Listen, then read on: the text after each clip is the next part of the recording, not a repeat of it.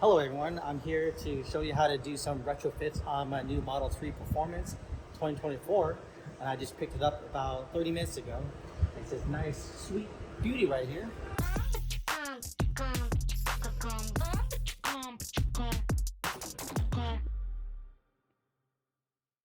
Yeah, so first thing when I get a new car is I install dash cameras.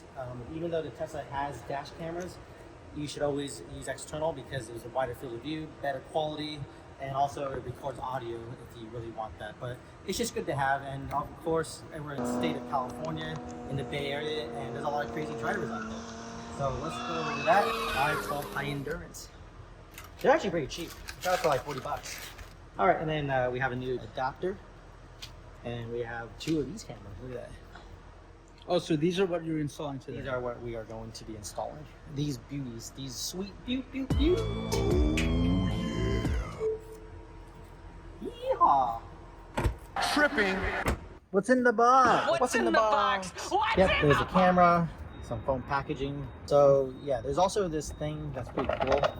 This anti-static shield thing. I've already cut it in half just to size it with this camera, so I'm gonna just reuse it for this side so I can save it for future.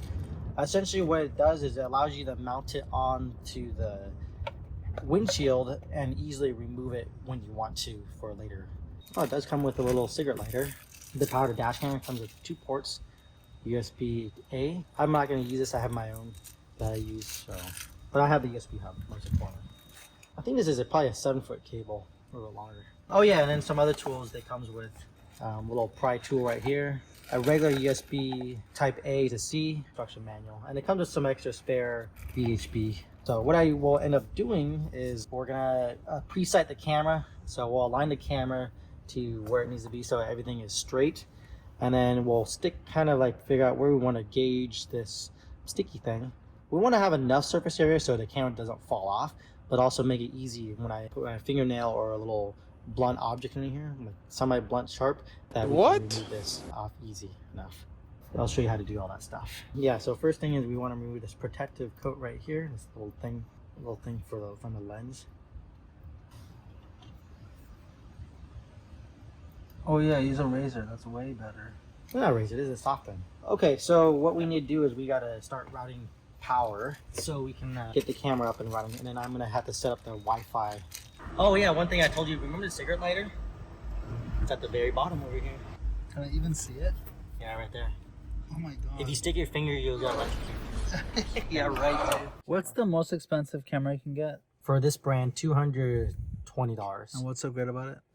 It's just a 4K sensor, and it supports multiple channels. So dude, I was actually planning on not really getting a dash cam or anything until it had nice features, like modern features like Wi-Fi and stuff, so I didn't have to like worry about Wi-Fi. Yeah, you can offload footage via Wi-Fi? Yeah, you can. The new one's better. It's faster, 5 GHz Wi-Fi. And also you can set up your video segment. You don't have to do 10-minute intervals. You should probably do 1 to 3 minutes. Yeah, so you can plug in the camera from the top side, or you can do it from the side. Oh, either way works. Yeah, it has dual power, so if you want to do a quick release, this is one channel. Oh, it's adjustable. Yeah, I was thinking you could put it on the bottom as well. Yeah, another idea could be you could put it on here like that. But the problem with this screen is this thing gets hot. You want the dash camera high enough so you can see the front of the car. Yeah. But you also don't want to film your car because that's not the point. That's not the purpose. You want to get just enough so when there's a collision. Yeah, this is a 500 gig. 512, this is a high endurance card. With a 512 gig card that you have right now, it'll do a full day recording with 4K 30 FPS? Yeah, and then it'll loop back. So I think each 3-minute video chunk is about a gig or so. You can store up to hundreds and hundreds of clips before you really have to empty the SD card. That's the only advantage. So if I push the button, the little exclamation mark button to save the footage, I don't have to offload the footage from the camera. All right, so we've already installed the SD card. We're gonna put the camera up here. It's gonna power up for the first time, and then we're gonna connect up to the Wi-Fi. There we go. First thing I'm gonna do is Recording started. Oh boy. Memory card error. Please format the card. What are you doing? I'm gonna change the Wi-Fi to be, Wi-Fi. Change it to I'm gonna change it to 5.8 gigahertz. Perfect. Essentially, in the Wi-Fi menu, it shows you how to get into the Wi-Fi. Here's the network right here. And just enter the super secure default password. 1, 2, 3, 4, 5, 6, 7, 8. Wi-Fi connected. There you go. And then we can change all this stuff in the setting.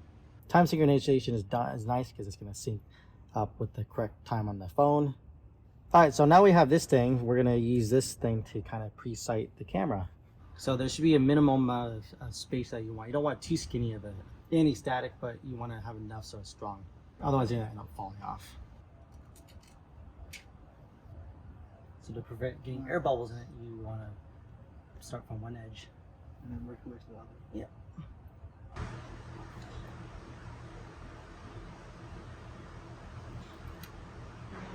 We're trying to get rid of the air bubbles.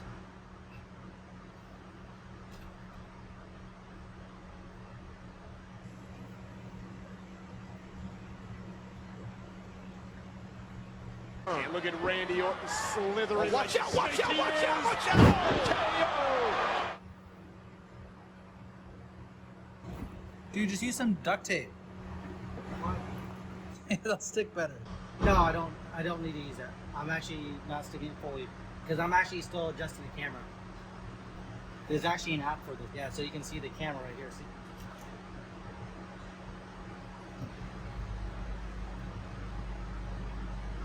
All right.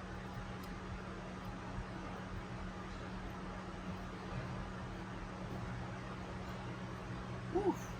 Essentially, we got to get the wires through the little trim up here. Oof. I can always tell based on the quality of the car how good the trim and getting it through. All right. It's a lot better than the previous Tesla. Oh, really? Yeah, it's a lot. The trim is a lot tighter. That's what he said. Oh, Yep. right. So use a little tool that they gave you. Okay, this part's really tricky just because there's an airbag right here. So you don't want to set up the airbag. But also they made the trim a lot tighter. Yeah, so right here, I usually put the wires tucked in right here. It can interfere with the airbag. So Right. I have to be very careful. I've seen other places recommend you just go across this. Yeah, And come on this side. And Yeah. it's easy to take this out, actually. yeah, I did it on my Mazda. yeah, so I can try that. Yeah. I don't know if I want to do that. You have to take it off and then fit it underneath. Yeah, I have to go right there's a little pocket right there. So I'll give it a try. Why not? Let's see what happens. I think start by taking this thing off first. Yeah, the Yeah. doors. Exactly. And then you work on that. Yeah, I got Exactly, It. Yeah, now I you got got it. Yeah, there's the airbag thing right there. Oof, gotta be very careful. There you go. Perfect. You're gonna stay that right around the little corner right there. Unfortunately, I have to probably have a little bit of wire exposed there. Let me see if I can lift this up. God, I hate installing dash cams. You don't want to go too much on here because then you're gonna rattle right here. So that's. I wish they would make the cables skinnier. I'm gonna pull it right up there. That looks better. It has to be this. It has to be this gauge, just because the cable's just really long. You can't go with thinner cables. Alright, so go down here. Okay, clip her back in. Yep, a little wire sticking. It's not noticeable. See, right up there. It's going along the black trim of the thing. But yeah, it fits a lot better over here. And we'll just go along the door trim. Yeah, they changed the whole door trim ceiling. A lot. I mean, you do have less road noise. It must be because of this, all these upgrades. Yeah, a lot of stuff to change. All right, let's go down here. Oh, we're gonna go right there. Right up here. Good thing we did that because this cable's actually a lot shorter than the old one. If we went down this way, down that, yeah, we wouldn't be able to reach the center console. Yeah. And then we'll need to get some clips. This will take a while. I have to go prep new clips. Yeah, here they are. These are the clips I use for the wires. So I basically have to put new double-sided stickiness, and these will lock the cables in to put some tension on it, so it'll be good to have. And where do you paste them to? I'm gonna paste them underneath here. Paste one there, and I'm gonna paste one along this side right here. All right, cool. So we're gonna start mounting the wire thing.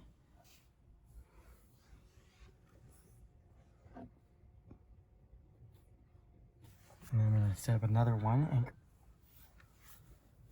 VHB usually needs about 24 to 72 hours to cure completely. So you're holding it in place?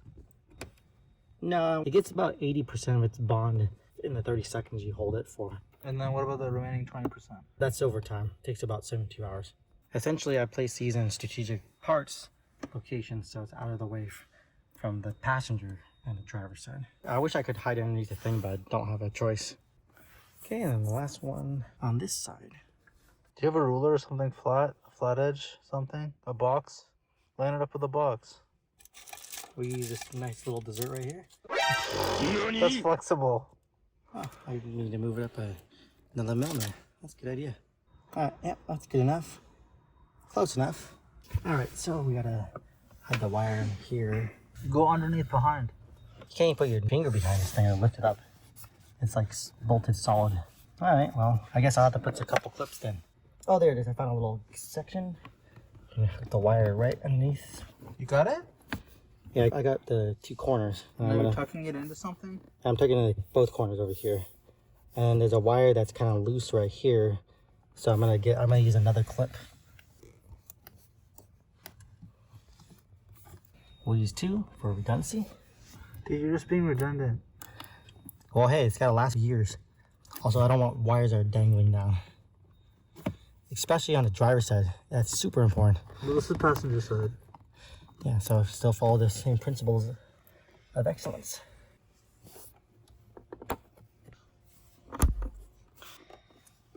Okay, so this, I think I put one over here. Yep, there's an angle one. Oh shoot, this is stuck. Damn. Uh-oh. You didn't realize? No, flip over by accident. Oops.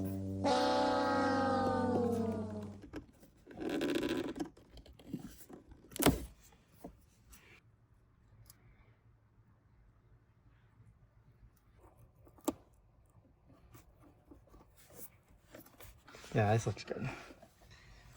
Then, Nice.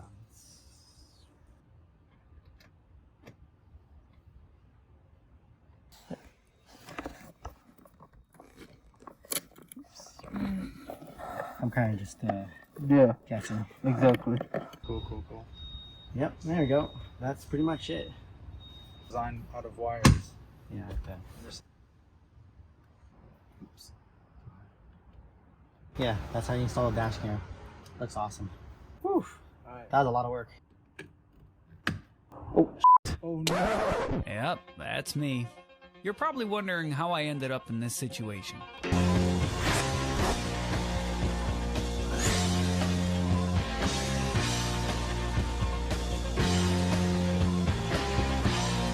So yeah, the wires go through here underneath the steering wheel. There's a little gap right here.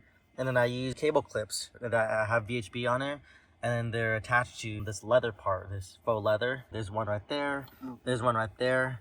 And you can't put the cables underneath the leather or the trim because it's too tight. So the trim and the quality has gotten better with the later versions of the Tesla. So what I ended up doing is I ended up using a USB PD hub. There's a little hub that's hidden under here with a bunch of USB ports.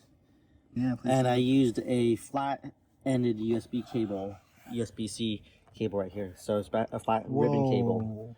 So that plugs That's into the super only... thin. Yep, so that plugs into the only USB-C port in this part of the car. Otherwise, there's two behind where the rear screen is. So supposedly Tesla says they are PD enabled up to 45 watts. I have no idea, but I don't have any issues with power on this thing. Gotcha. If I really want to charge them, I just use a secret lighter up in the front. Both dash cams are plugged into the USB. Yeah. One from each side. Interesting. Yep. Interesting. So I also basically mirrored it, kind of. Yeah. And it goes this way. Very cool. You didn't opt to just run it one side because then it'd be too thick, I guess? Yeah. And then I also added some aftermarket stuff. So this is a carbon fiber cover. So real carbon fiber. Oh, cool. A little bit different from the Tesla, but I like the carbon fiber. Yeah, I did this in my previous Tesla, but I've been wiring dash cams for a long time, for probably over 10 years. Because I've had multiple cars over the years. I've wired my friend's car as well. You wired my car? Yeah. And I'm not even your friend. I did. So I try to do it that the cables are unobtrusive and they also just look good as well. Less issues that go on. It scratched me. I moved my finger like this, What cable then? and it scratched me. What? Right here, this. Why are you touching that? Sharp point. Wait, where? Right here. There's like a sharp point. Yeah, why are you touching that? Oh shit, yeah, that's I slid it. I slid it dude, that's accidentally. Pretty What are sharp. you Okay, right here, right That's here. really right here. bad. Put your yeah, Bottom that's side. actually really bad. Wait, this part? Yeah, I'm right Yeah, right pull next up, pull to. up, like, yeah, like. Here, Oh, that's not sharp. dude, that's hella sharp. It is like, right there, sharp. like go like that, like. Oh, this part there? No. Bottom part At was- the end of it, yeah. Oh, that part? Yeah. No, that's not sharp. Dude, I would sand that down. No, a little because bit. I have it on mine. I've never Dude. had anyone. It's not sharp on this side. I've never had anyone. because you have it on the other side. The sharp part's on the other side over Yeah, here. it- I'm reaching Daddy, to get chill. my belt buckle, and my Yeah, that finger is- hits it. Yeah. You're the only one that's ever done that. I've had way more people in the car than you have. Dude, it's still a valid concern. Look at my finger. It's Oh. scraped. Ah, it's okay. Okay. Well, I guess I'll sand it down later. Yeah, just sand it down. You have sandpaper, don't you? It's not a big. Yeah, I do. What kind of grip you want? I don't know. 150, 200. So I try to do it that the cables are unobtrusive and they also I don't know, keep man. it for me because I'm awesome. Yeah, right. That's wishful thinking. So if you found this video useful, thank me because I'm perks of being more than awesome. Giggity, giggity. That's all, folks.